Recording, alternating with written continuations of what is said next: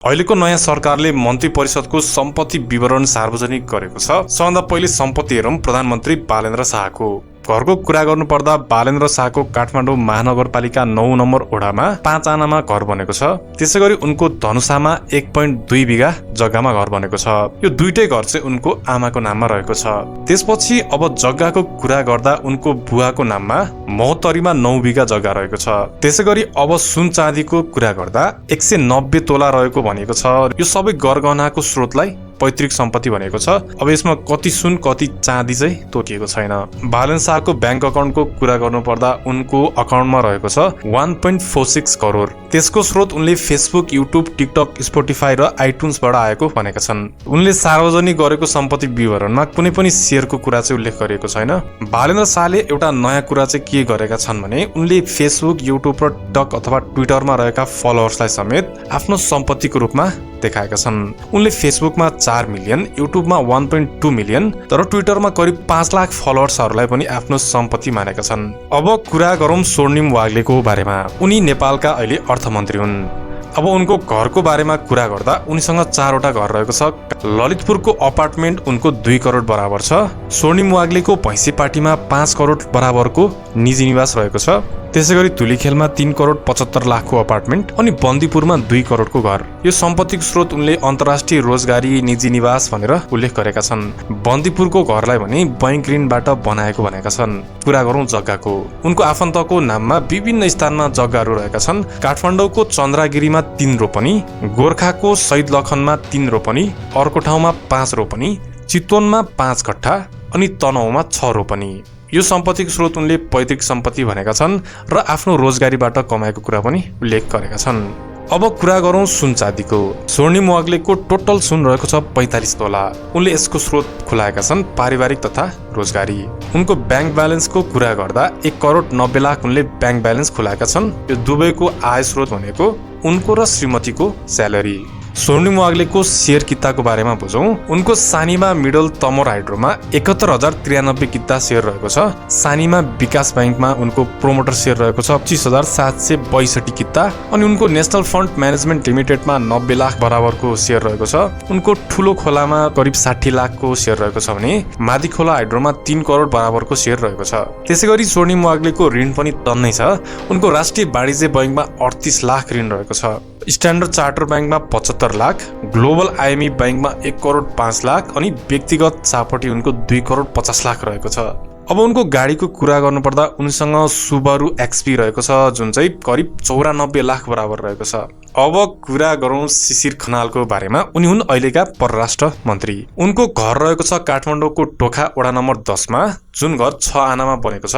उनले भनेका छन् 3 लाखमा खरिद गरिएको थियो 2058 सालमा। त्यसैगरी उनको आफन्तको नाउँमा तनहुँमा रहेको छ 15 रोपनी जग्गा पैतृक सम्पत्ति भनेका छन् उनले। त्यसपछि देवचुलीमा 13 रोपनी जग्गा पछि खरिद गरिएको। नेपालगञ्जमा 2 कट्ठा त्यो पनि पछि खरिद गरिएको। अब चल सम्पत्ति अथवा सुन चाँदीको कुरा गर्दा उनीसँग सुन 22 तोला रहेको छ, चाँदी 25 तोला अनि नगद 10 लाख। शिशिर खनालको आफन्त र आफ्नो नाममा रहेको ब्याङ्कमा यति पैसा चाहिँ जम्मा गरेको रहेछ।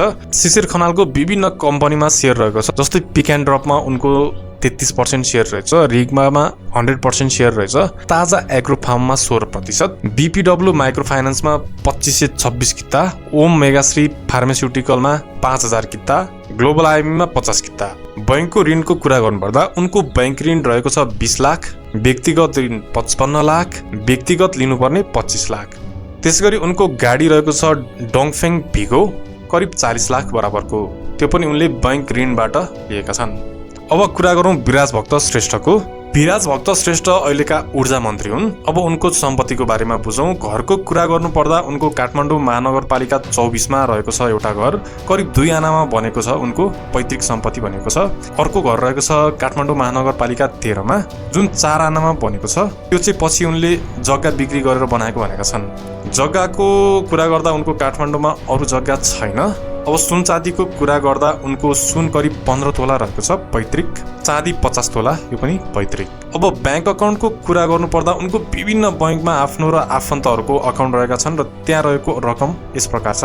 जस्तै 24 लाख रहेको छ उनको लुम्बिनी विकास बैङ्कमा, 73,000 एभरेस्ट बैङ्कमा, सिटिजन्स बैङ्कमा 1,01,430, सिनर्जी कोअपरेटिभमा रहेको छ 15 लाख, सिनर्जी कोअपरेटिभ लिमिटेडमै उनको श्रीमतीको नाममा रहेको छ 25 लाख, राष्ट्रिय वाणिज्य बैङ्कमा 12 लाख, नोबेल बैङ्कमा 1,63,636, सिनर्जी कोअपरेटिभ लिमिटेडमा 1000 रुपियाँ रहेको छ। अब सेयरको कुरा गर्नुपर्दा उनले आफै कम्पनीहरूमा 20,978 किता रहेको छ, जुन 1,45,48,420 बराबर हुने गर्छ। उनले आफ्नै स्व आर्जनबाट लिएको दावी गरिएको छ। ऋणको बारेमा कुरा गर्दा उनको 20 लाख ऋण रहेको छ पारिवारिकबाट, नोबेल बैङ्कबाट 30 लाख, सिनर्जी कोअपरेटिभबाट 3,50,000। उनको आफ्नै ल्यान्ड क्रुजर रहेको छ जुन जम्मा 8,50,000मा किनेका थिए। उनले बुलेट बाइक बेचेर किनेका थिए ल्यान्ड क्रुजर। त्यसपछि उनको अर्को रहेको छ एउटा स्कुटर जुन 2,46,000को, त्यो आफ्नै स्व आर्जनबाट। त्यसैगरी आफ्नै रहेको छ एउटा एमजी इलेक्ट्रिक कार पनि छ उनीसँग जुन 19 लाख बराबरको हो, 2076 सालमा किनेका थिए उनले। अब कुरा गरौँ सुदन गुरुङको सम्पत्तिको बारेमा। उनी अहिलेका गृहमन्त्री हुन्। उनको घरको कुरा गर्नुपर्दा उनको आफ्नो घर छैन। जग्गाको कुरा गर्नुपर्दा सुदन गुरुङको नाममा धनकुटामा 19 रोपनी 15 आना जग्गा रहेको छ। उनले आफ्नै इन्भेस्टमेन्टबाट कमाएका थिए त्यो। उनको पिताको नाममा चितवनमा रहेको छ 30 कट्ठा जग्गा जुन पैतृक सम्पत्ति भनेको छ। बाजेको नाममा रहेको छ 3 रोपनी जग्गा गोर्खामा, त्यो पनि पैतृक सम्पत्ति। अब सुनको कुरा गर्नुपर्दा सुदन गुरुङसँग रहेको छ 89 तोला सुन, 6 किलो मात्रै चाँदी। अब ब्याङ्क अकाउन्टको कुरा गर्नुपर्दा सुदन गुरुङको नाममा लक्ष्मी सनराइज बैङ्कमा रहेको छ 5,35,000, नोबेल बैङ्कमा रहेको छ 56,25,976, सानिमा बैङ्कमा रहेको छ जम्मा 1500। अब सेयरको कुरा गर्नुपर्दा सुदन गुरुङको नाममा रहेको छ होप होल्डिङ्स प्राइभेट लिमिटेडमा 30 लाख बराबरको सेयर, लगुम प्रिमियम अपार्टमेन्ट्समा रहेको छ 57 लाख बराबरको सेयर, नेप्सेमा भएको सेयर उनीसँग करिब 2,74,56,200 बराबरको सेयर रहेको छ। एडभेन्चर भिल्लामा पनि उनको करिब 70 लाख बराबरको सेयर रहेको छ। अब ऋणको कुरा गर्नुपर्दा उनको ऋण छैन। सवारी साधनको कुरा गर्नुपर्दा लगुम प्रिमियम अपार्टमेन्ट्सको नाममा 47 लाख बराबरको कार रहेको छ, एमजीको कार छ। अब कुरा गरौँ सुनिल लम्सालको बारेमा। उनी अहिलेका भौतिक मन्त्री हुन्। अब उनको घरको कुरा गर्नुपर्दा रूपन्देहीमा रहेको छ 1 कट्ठा 10 धुरमा रहेको छ उनको पैतृक सम्पत्तिको घर। त्यसपछि जग्गा उनको रहेको छ नवलपरासीमा 10 कट्ठा 15 धुन, स्याङ्जामा रहेको छ 7 रोपनी खेत, 14 रोपनी बारी र 8 रोपनी छुट्टै बारी। अब सुन चाँदीको कुरा गर्दा उनको सुन रहेको छ 30 तोला, चाँदी 50 तोला। अब बैङ्कमा रहेको छ 90 लाख। अब आउँछिन् शोभिता गौतम। शोभिता गौतम अहिले कानुन न्याय तथा संसदीय मामिला मन्त्री हुन्। उनको घर जग्गाको कुरा गर्दा श्रीमानको नाममा रहेको छ काठमाडौँ महानगरपालिकाको वडा नम्बर 3 मा एउटा घर। उनको सासुआमा कृष्णदेवी घिमिरेको नाममा रहेको छ भरतपुरमा एउटा घर। जग्गाको कुरा गर्नुपर्दा उनको नाममा कुनै पनि जग्गा रहेको छैन। सुन उनीसँग 10 तोला रहेको छ, त्यो पनि बिहेमा पाएको, अनि 5 तोला चाहिँ पैतृक सम्पत्ति भनिएको छ, चाँदी 9 तोला, हिरा 1 तोला। ब्याङ्कको कुरा गर्नुपर्दा शोभिता गौतमको एनआइसी ब्याङ्कमा रहेको छ 3,68,867 रुपियाँ, राष्ट्रिय वाणिज्य ब्याङ्कमा 46,000, अनि नोबेल ब्याङ्कमा रहेको छ 4,81,767 रुपियाँ। त्यसै गरी माछापुछ्रे ब्याङ्कमा रहेको छ 1,44,553, अनि ग्लोबल आइएमई ब्याङ्कमा 8,000। अब सेयरको कुरा गर्नुपर्दा globe trust Himalaya trust and ट्रेक्समा करिब 50% सेयर उनले पैतृक सम्पत्तिबाट लगानी भनेकी छिन्। शोभिता गौतमको अर्को सोपान मल्टिपल कम्पनी लिमिटेडमा करिब 6500 किता सेयर रहेको छ, उनले तलबाट किनेकी थिइन् त्यो। राष्ट्रिय वाणिज्य ब्याङ्कबाट उनले 20 लाख ऋण लिएकी थिइन् गाडी खरिद गर्नलाई। एभरेस्ट ब्याङ्कमा 25 लाख ऋण छ उनको, त्यो पनि गाडी खरिद गर्नलाई, दुईटा मिलाएर गाडी किनेकी रहेछन् उनले। सवारी साधनको कुरा गर्दा शोभिता गौतमसँग रहेको छ एउटा गाडी करिब 26 लाखको, आफन्तको नाममा रहेको छ एउटा 95 लाखको गाडी, 2,75,000को स्कुटर। अब कुरा गरौँ सीता बादी। उनी अहिलेकी महिला मन्त्री हुन्। उनको काठमाडौँको बुढानीलकण्ठमा एउटा घर रहेको छ, पैतृक सम्पत्ति भनेको छिन्। जग्गाको कुरा गर्दा उनको सुर्खेतमा जग्गा रहेको छ।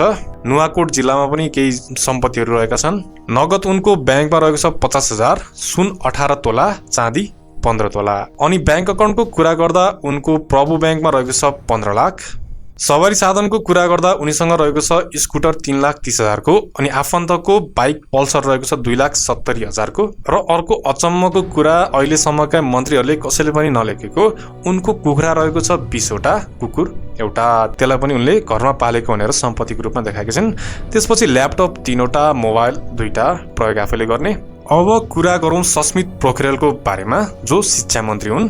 घरको कुरा गर्नु पर्दा उनको आफन्त अथवा आमा बुवाको नाममा रहेको छ काठमाडौँको वडा नम्बर 4 मा 4 करोड बराबरको घर, काठमाडौँको मूलपानीमा करिब 5 करोडको घर। जग्गाको कुरा गर्नु पर्दा उनको काठमाडौँ 4 मा रहेको छ 4 रोपनी जग्गा करिब 2.5 करोडको, मोरङमा रहेको छ 1 करोड बराबरको, ललितपुरको गोदावरीमा 1.5 करोड बराबरको जग्गा, काठमाडौँको गोकर्णेश्वर नगरपालिकामा 1.5 करोड बराबरको जग्गा, ललितपुरको गोदावरीमा रहेको छ 5 करोड बराबरको जग्गा। यो सबै जग्गा उनको पैतृक सम्पत्ति र आफ्नो बुवा आमाको नाममा रहेको छ। अब सुन चाँदीको कुरा गर्दा सुन चाँदी रहेको छ उनीसँग करिब 100 तोला।